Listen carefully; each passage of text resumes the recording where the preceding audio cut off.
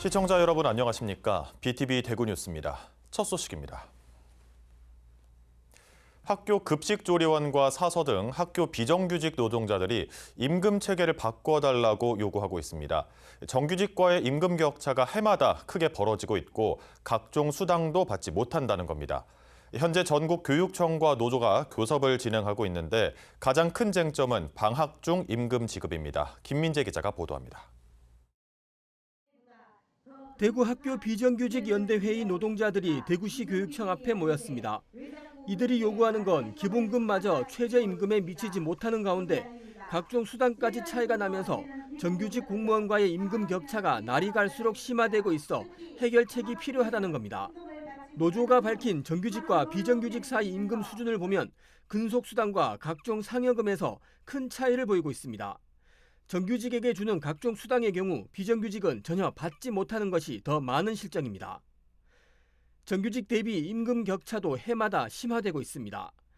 2년 전 59만 원 차이를 보이던 것에서 올해는 86만 원까지 벌어졌습니다. 나는 근본적인 것은 근속수당에 있어서 정규직에 반틈도 안 되는 것이 그 원인이라고 할 수 있습니다. 그리고 178명의 폐암 환자가 나왔습니다. 14분이 돌아가셨습니다. 최근에 제주도에 계신 영양사 선생님들 폐암 산재로 인정했습니다. 이것만 봐도 얼마나 학교 비정규직 노동자들이 산업재해로 시달리고 있는 것을. 저임금 체계를 바꿔달라는 이유입니다. 현재 대구를 비롯한 전국의 비정규직 노조는 17개 시도교육청, 교육부와 함께 집단 임금 교섭에 돌입해 있습니다. 특히 쟁점이 되는 부분은 방학 중 비근무자에 대한 임금 지급 여부입니다. 학교 도서관 사서와 조리 실무원 등은 방학이 되면 임금을 전혀 받지 못해 생계에 어려움을 호소하고 있습니다. 이 부분을 해결해 달라는 게 노조의 요구입니다. 급식비도 수당도 전부 다 일수로 나누기를 해서 학교 안 나온다는 이유로 임금이 없으니까 선생님들이 많이 힘드시고 그래서 다른 데로 취직을 하겠다 이러신 분들도 많이 있습니다. 그래서 방학 중에이라도 본인의 의사 없이 본인의 의사와 다르게 근무를 못하는 경우니까 휴업수당이라도. 이에 대해 대구시 교육청은 현재 교섭을 진행하고 있기 때문에 최선의 안이 도출되도록 힘쓰겠다고 밝혔습니다. 학생들의 교육 환경과 급식의 질에도 직결되는 문제인 만큼 노조와 교육당국이 서로의 입장을 좁혀 합리적인 대안을 제시할 수 있을지 관심입니다. BTV 뉴스 김민재입니다. 우리 동네는 우리가 치운다는 마을 사람들이 있습니다. 달서구 월성 이동 이야기인데요. 나와는 상관없는 다른 사람 소유의 사유지까지 청소하며 깨끗한 마을을 만드는 데 앞장서고 있습니다. 천혜열 기자가 취재했습니다. 골목 어귀에 있는 작은 화단. 나무가 우거져 사람이 접근하기 어려운 이곳이 쓰레기로 가득 차 있습니다. 보다 못한 주민들이 청소에 나섰습니다. 화단에서는 테이블 상판과 폐목재처럼 비교적 부피가 큰 폐기물이 여러 개 나왔습니다. 누군가 몰래 버린 못 쓰는 장판, 청소할 때 쓰는 큰 빗자루도 켜켜이 쌓인 나뭇잎 밑에서 발견됐습니다. 여기가 시장 사무실서거든요. 제가 이제 시장을 보러 오며 가면서 보니까 여기 좀 많이 좀 더럽더라고요. 그러면 우리 청소를 한번 해줘야 되겠다는 생각을 했었어요. 다량의 폐기물과 쓰레기가 나온 화단은 누군가가 소유한 사유지입니다. 소유자가 직접 관리해야 하는 공간이지만 언제 청소를 한 건지 모를 정도로 방치돼 있습니다. 주변에는 제대로 관리가 되지 않아 눈살을 찌푸리게 하는 사유지도 어렵지 않게 찾을 수 있습니다. 월성 이동 주민들은 사유지와 자투리 땅을 중심으로 환경 정비를 이어나갈 예정입니다. 항상 기분이 좋고 내가 좀 자부심도 가질 수 있고 내가 항상 방제단을 하니까 늘 하나라도 또 좀 살펴보게 되고 먼저 솔선수범하게 됩니다. 소유자의 무관심 속에 쓰레기 투기 장소로 전락한 화단이나 담장 주변이 도시 미관을 떨어뜨리고 있습니다.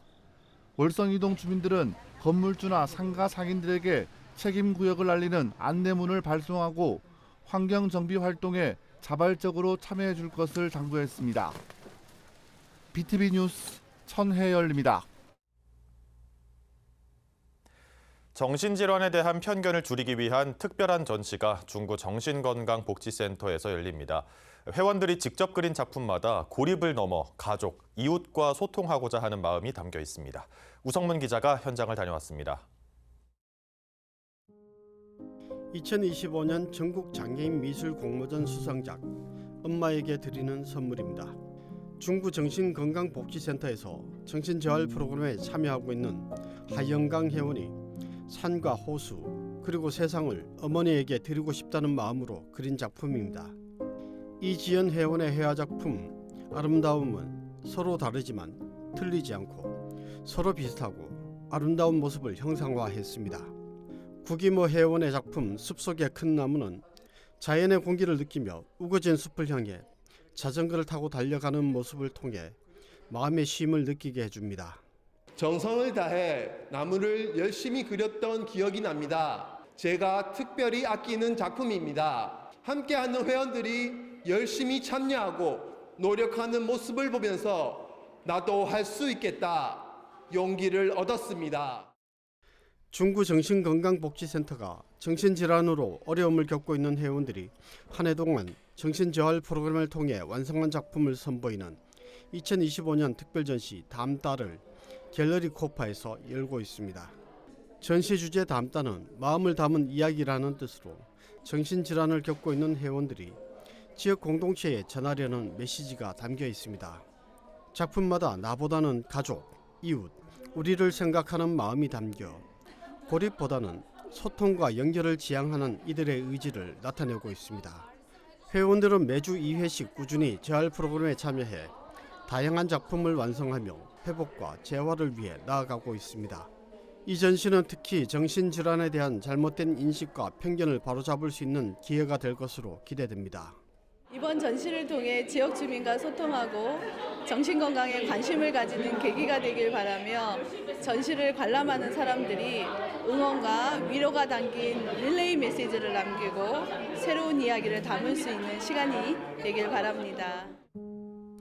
이번 전시에선 일상에서 버려지는 천과 가죽들을 활용해 만든 친환경 업사이클 작품도 선보이고 관람객도 참여해 함께 만들어가는 전시로 구성됐습니다.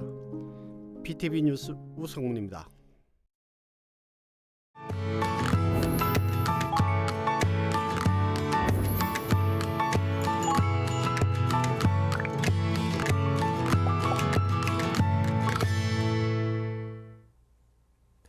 케이블 TV 공동기획 우리 동네 영웅 시간입니다.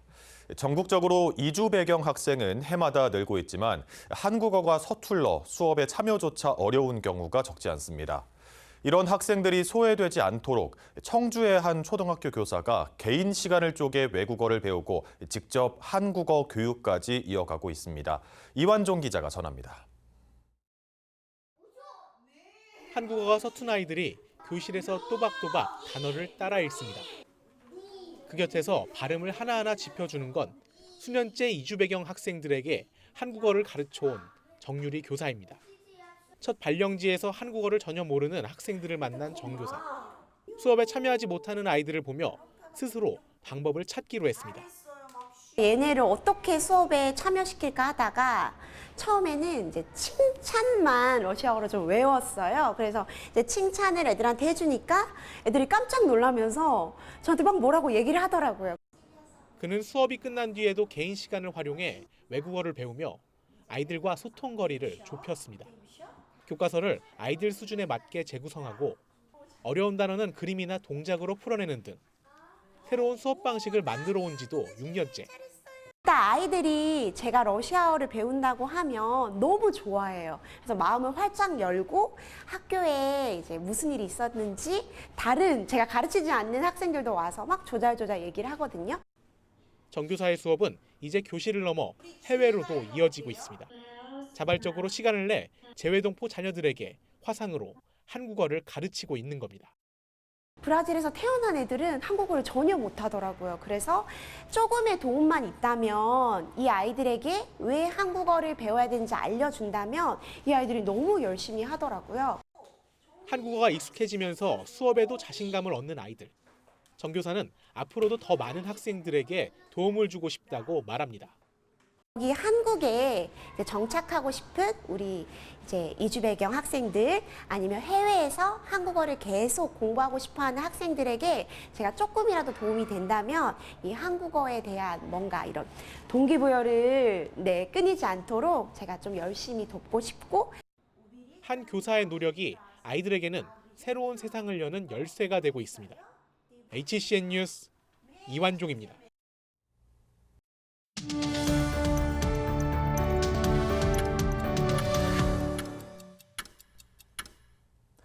뉴스 속 새 코너 TV 기고 시간입니다.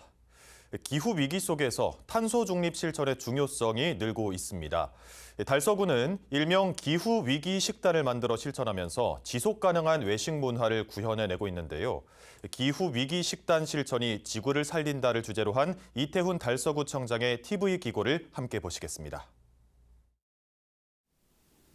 올봄 엄청난 충격이 대응 산불에서 보듯 기후위기는 우리 앞에 다가온 재앙입니다. 지구 전 곳곳에서 폭염, 폭우, 가뭄, 홍수, 잔불 등 기후재앙이 기세를 더해가고 있습니다. 피해는 일상생활의 타격을 넘어 인류 생존을 위협하는 수준으로 커가고 있습니다. 기후위기는 인간의 다양한 활동, 즉 화석연료 사용, 산업활동, 산림 파괴, 과다한 소비, 음식물 폐기물 처리 등에서 발생하는 온실가스에서 기인합니다. 온실가스 발생을 줄이기 위해 국제사회와 각 정부는 유엔 기후위기 협약을 중심으로 교토 의정서, 파리 협약 등 노력을 쏟고 있습니다. 지구 평균 기온 상승률을 산업화 이전 대비 1.5에서 2도 이내로 국가별 온실가스 감축 목표를 정하고 신재생 에너지 확대, 화석연료 감축, 메탄 저감, 탄소 가격제 도입 등 타적 방안을 강구하고 있습니다. 우리나라의 최근 30년 평균 기온 상승률은 지구 평균보다 약 1.6도가 높습니다. 정부는 2030년까지 온실가스 배출량을 2018년 대비 40% 감축하고 2050 탄소중립 선언을 하며 탄소중립기본법 제정과 탄소중립 녹색성장위원회 출범 등 제도적 기반을 다지고 있습니다. 우리나라의 분야별 온실가스 배출은 화석연료 사용 등 에너지 분야가 76%, 철강 등 산업공정 18.1%, 농작물 재배 등 농업 분야 3.2%, 음식물 쓰레기 처리 등 폐기물 분야가 2.5%입니다. 이 가운데 음식물 폐기물로 연간 약 500만 톤이 버려지며 이는 생활 폐기물의 21.7%에 해당됩니다. 특히 매립된 음식물 쓰레기에서 발생하는 메탄은 이산화탄소보다 25배 높은 강력한 온실가스로 엄청난 탄소 발자국을 남깁니다. 음식물 낭비의 심각성은 우리 한식의 특성과 복합적 요인이 근거합니다. 식품의 대량 생산과 체면 문화에 따른 과다 구매, 외식 배달 문화 확산에 따른 음식 남김, 가정 내 남김 음식 버림, 음식물 과다 제공과 고객 전반으로 폐기물량이 엄청납니다. 음식물 쓰레기 10% 감축은 나무 20만 그루를 심는 효과를 가져옵니다. 대구 달서구는 지난해 9월 기후위기 시기대에 탄소중립 실현과 지속 가능한 외식 문화 구현을 위해서 한국외식업중앙회 달서구 지부와 기후위기 식단 실천 협약을 맺었습니다. 그리고 인센티브 제공 등 업소의 실천 촉진 방안을 마련하고 기후식단 실천 포스터를 제작해 각 식당에 배부했습니다.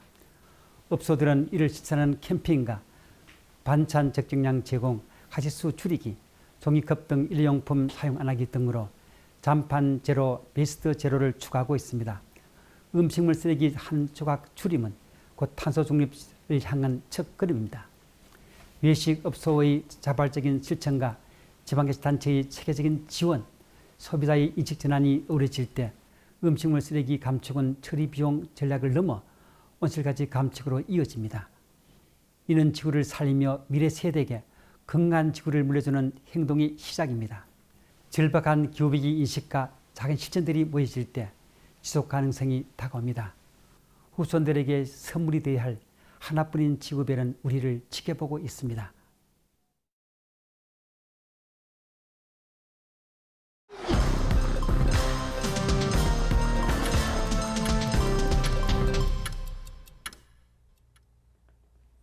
대구시 선거관리위원회가 추석을 앞두고 정치인의 금품 제공 등 불법 행위 예방에 나섰습니다. 내년 지방선거를 앞둔 이 후보 예정자들의 당내 경선 관련 금품 제공이나 택배를 이용한 선물 전달 등이 단속 대상입니다. 군부대 위문, 자선단체 기부, 인사 현수막과 문자 발송은 가능하지만 경로당에 선물을 제공하거나 지지 발언과 함께 금품을 주는 행위는 금지됩니다. 선거법을 위반하면 제공받은 금액의 최대 50배 과태료가 부과되며 신고자는 최대 5억 원의 포상금을 받을 수 있습니다. 중구청이 오는 17일 오후 2시부터 우리를병원 17층에서 2025 대구 내일 공동 채용 박람회를 개최합니다. 채용 분야는 물류 지원과 운수업, 경비, 청소와 간호조무사 등이며 지역 중소기업 25개사가 참여해 100여 명을 현장 채용할 예정입니다. 또한 기관 부스를 통해 취업 상담과 직업 교육 등의 정보 제공도 함께 이뤄집니다. 참여를 원하는 구직자는 행사 당일 이력서와 신분증을 지참해 방문하면 됩니다. 케이블 TV 개국 30주년 기념 2025 케이블 TV 방송 대상이 열렸습니다. 11일 서울 과학기술 컨벤션 센터에서 열린 이날 시상식에는 정부와 방송 관계자 등 300여 명이 참석했습니다. PP 작품상에는 드라마 부문 TVN 정년이, 예능 부문 채널S 니돈내산 독박 투어 등 8개 작품이 대상을 수상했습니다. SO 작품상 보도 대상은 LG헬로비전 신라방송의 주소지가 주민센터, 위장전입 부축이나 등 4개 작품이 수상했으며 정규 부문에는 SK브로드밴드, 공간의 재탄생, 폐광의 예술을 입히다, 정선 3탄 아트마인 편이 대상의 영예를 안았습니다. 한편 과학기술정보통신부, 방송통신위원회, 문화체육관광부 유공자 표창에는 SK브로드밴드 김창호, 위승환, CNTV 박윤규 씨가 각각 수상했습니다. 여러분, 계절에도 향기가 있다는 말 들어보셨나요? 저는 이번에 알게 됐어요. 신기하게 더위가 가시자마자 코끝에 스치는 향기가 이건 가을 냄새다. 저도 알겠더라고요. 한낮의 햇빛도 이젠 막 그렇게 뜨겁진 않고요. 밤에는 서늘하다고 느낄 정도로 날씨가 확 바뀌어버렸어요. 그런데 우리 이젠 알죠? 이 행복한 날씨 또 언제 사라질지 모른다는 거. 그리고 이 방금 시작한 가을을 더 잘 즐기려면 밤에 나가야 한다고 생각하거든요. 특히 우리 대구에선요. 대구에 밤 산책 즐길 수 있는 곳 너무 많은데 제가 딱 3곳 뽑아왔습니다. 문화 속속에서 함께 보시죠.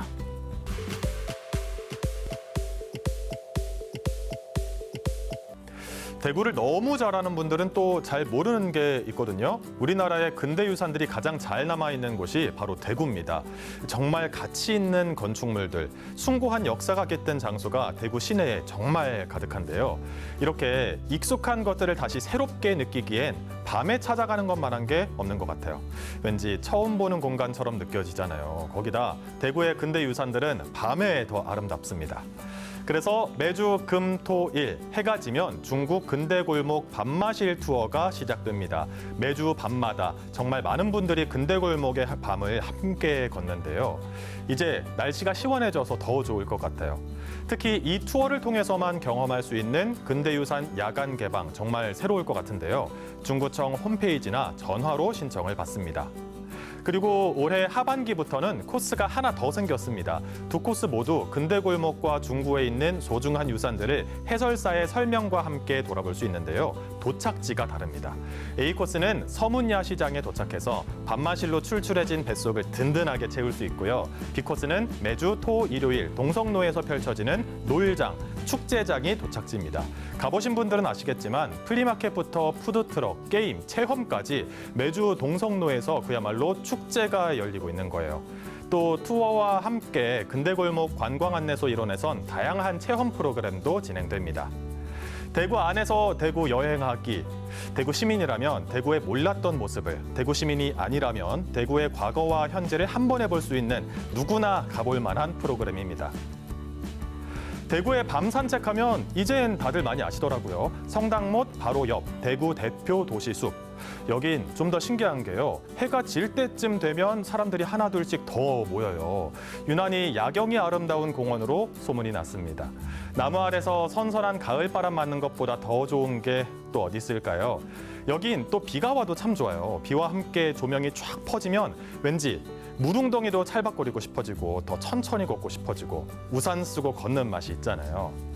또 이렇게 비가 와도 좋은 이유가 대구 대표 도시숲은 흙길, 돌길, 나무 데크 모두 걷기 좋게 잘 포장돼 있고 조명이 밝아서 위험하지도 않습니다.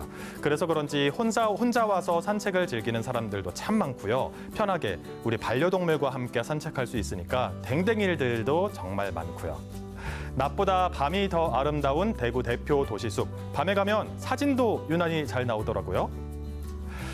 밤도 좋지만 노을을 놓치기 싫다면 동구 대표 노을 맛집 아양 기찻길이죠.